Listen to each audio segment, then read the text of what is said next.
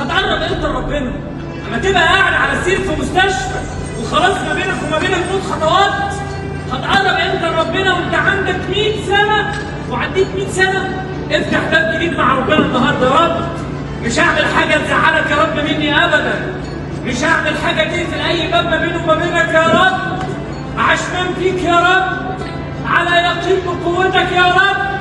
مشتاق لفاستجبنا لها، مشتاق لكن فيكون كل احلامي، كل الامان اللي انا عايزها. مشتاق يا رب انك تعمل لي معجزه يا رب.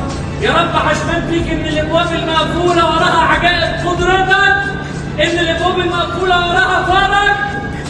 وتكلمني وتلاقي بنام بالليل وانت مطمن، ما انتش خايف انها بتتحل في ثانيه، بتفرج في ثانيه، يجبرك في ثانيه، اللي نفسك فيه يحصل في ثانيه. تبقى قاعد مخنوق وتعبان وتلاقي السكينه نزلت على قلبك. يا والله العظيم هتبكي من جمال وروعه جبر ربنا ليك.